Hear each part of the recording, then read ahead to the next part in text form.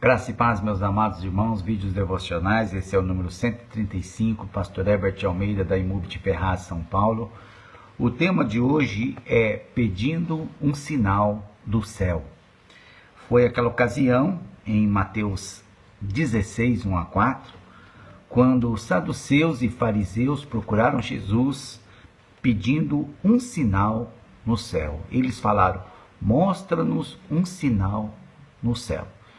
E Jesus disse, nenhum sinal será dado para esta geração. O que eles estavam pedindo era um show, um espetáculo, né? Somos hoje uma geração que quer ver show, espetáculo, quer ver mágicas, né? E Jesus não é nada disso. Ele não veio fazer uma obra de espetáculos, os seus próprios milagres, os seus sinais, os prodígios, as maravilhas que ele fez, foi tudo com um santo propósito de provar a sua divindade, de provar também a sua humanidade e de provar que ele veio fazer a obra do Pai, a obra da redenção pela sua morte na cruz. Esse foi o propósito que Jesus veio ao mundo e ele não desviou desse propósito. Então, quando os religiosos da época pediram um espetáculo, um show, Jesus disse, não, nenhum sinal será dado para esta geração, porque é uma geração incrédula, ímpia.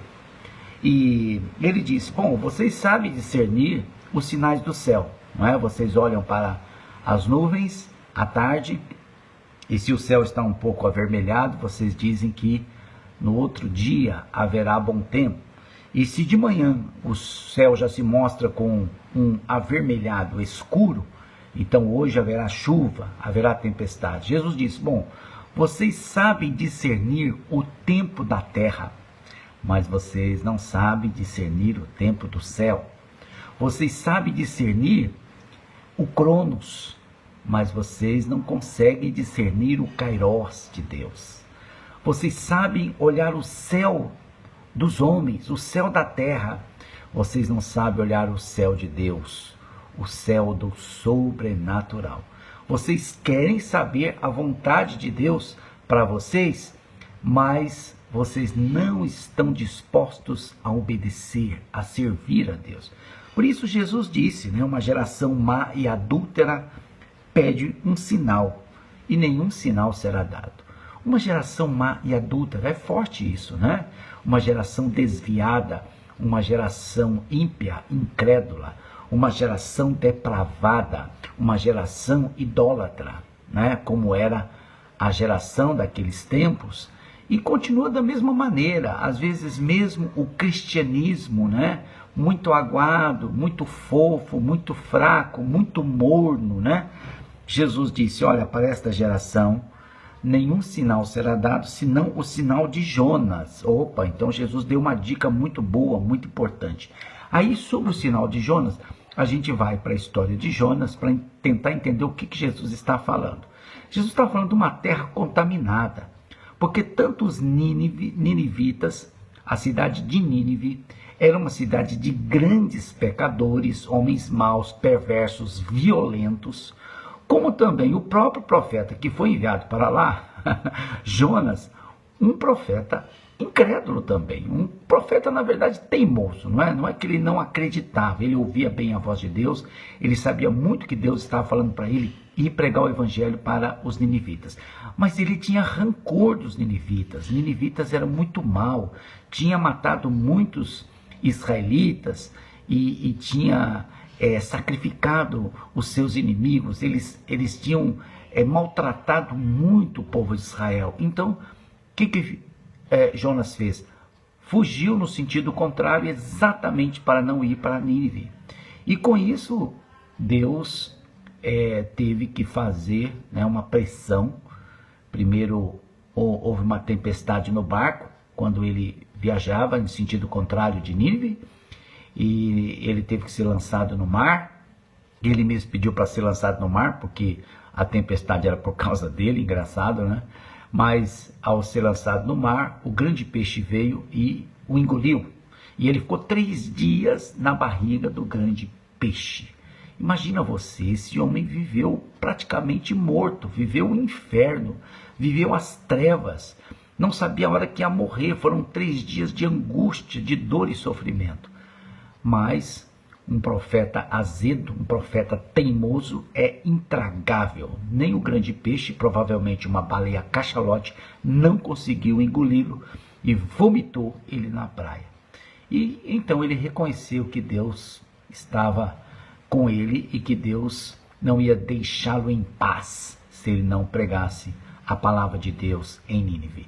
Ele pregou, Nínive se arrependeu, Nínive se converteu a Deus, se humilhou, mas mesmo assim o profeta Jonas não tinha esperança de salvação para Nínive. Ele torceu para que eles não acreditassem. Muito engraçado, pregar o evangelho da condenação, não da salvação. E lá em cima da montanha ficou esperando Nínive ser subvertida pelo fogo do céu, mas aconteceu que Deus teve que ministrar a um profeta mais uma vez, falando do seu amor, da sua misericórdia pelo povo.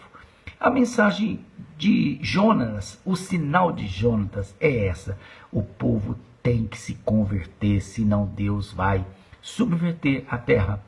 O fogo de Deus deverá ser o fogo do Espírito Santo, que vai queimar os corações e vai converter o coração das pessoas, os corações das pessoas a Deus, e não o fogo do juízo, o fogo da condenação. Jonas é um profeta teimoso. Talvez essa é a comparação daqueles saduceus e fariseus, homens que deviam pregar o evangelho, que deviam pregar a verdade, que deveriam pregar a graça e a misericórdia, e portanto eles não pregavam dessa forma. E Jesus então os comparou, os fariseus e saduceus, com Jonas, um profeta teimoso, um profeta incrédulo, um profeta rancoroso, sem amor, sem coração, sem vida. E o povo, em relação à geração má e adúltera, que só quer ver espetáculo e não ouvir sinceramente a palavra de Deus para se converter.